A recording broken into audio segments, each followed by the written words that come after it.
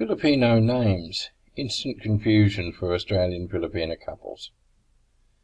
Had a client telling me once that his wife had the same last name twice. He was very confused and assumed I would be too. Little did he know that after all these years very little surprises me. Plus I know how all this works now. Filipino last names and middle names. In Australia we have a first name and a last name, also known as a surname. And some of us have a second name. We call the second name our middle name. But it's more like the second choice our parents had when naming us, or naming us after some grandfatherly relative to make them happy, and our last name is generally our dad's last name. When our mum married our dad, unless she was feminism-inspired, she would have taken his last name, and hers disappears into the abyss. In the Philippines, very different.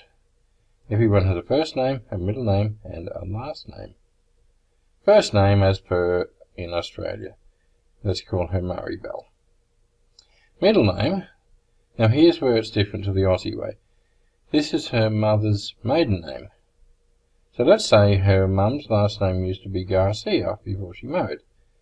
That means Maribel has the middle name Garcia. Okay, mum, let's call her Maria, had married Pedro Fernandez. So Maria becomes Maria Garcia Fernandez. Maribel from birth is known as Maribel Garcia Fernandez, and shares the same middle and last names with her siblings. Now, when Maribel marries you, let's call you John Smith, she becomes Maribel Fernandez Smith. And your kids, let's call them Huey, Dewey and Louie, become Huey Fernandez Smith, and so on. So you get it? So a middle name is actually a maternal surname. It's quite charming, I tend to think, and it helps you to see family connections, which matters a lot here.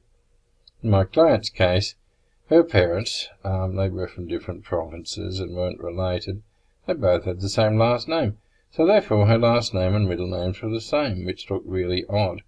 So the poor bloke couldn't understand why her middle name was the same as her surname. It doesn't happen very often, happy to say. Now, on to nicknames and other strange names. Now, no article on Filipino names would be complete without some reference to the unusual names you find here. Names seem to have become more creative in later years. In the old days, they were straight Spanish. You know, you would have Pedro, Maria Lourdes, Miguel, Josefina, Eduardo, Consolacion, Purificacion. Don't know whether I pronounced that one right. Today, Strawberry, Royal Rocks, Earth, Princess, Cake, X, Y. There were a couple of siblings, X and Y.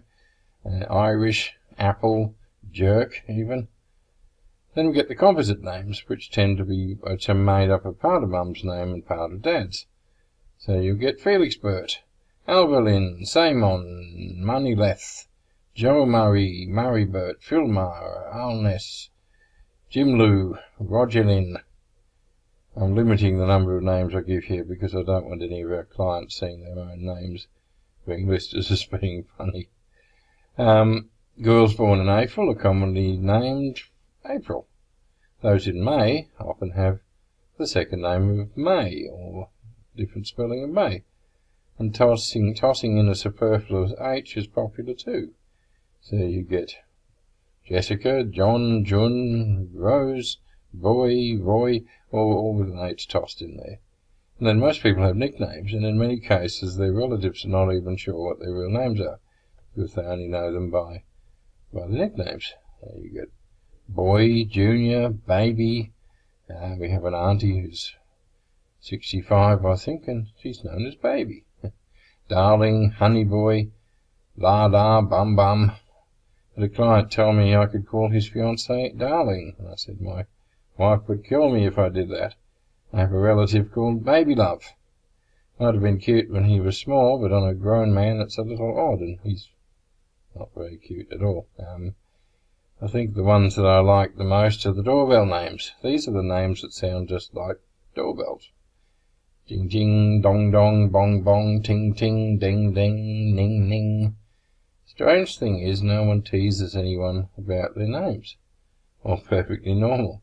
I grew up in Australia, back in the olden days. I was surrounded by Davids and Michaels and Anthonys and Susans, Jennys and Karens. We had a nephew by the name of Justin, and everybody in the family thought that was very strange at the time, because they were used to the Davids and Michaels. So just as it's perfectly okay to have a purple or bright yellow house here in the Philippines, I tend to think this is just a colourful and expressive country. Okay, I hope you enjoyed that. www.downundervisa.com.au. We have regular blog articles coming out. Sometimes they're amusing, mostly they're about visa applications or about adjusting to life in Australia for Australian Filipina couples. If you can go to the blog site, you can subscribe, you get regular emails, and if you can share this on social media, you can also subscribe to our YouTube channel, and you'll get regular updates. Thank you very much.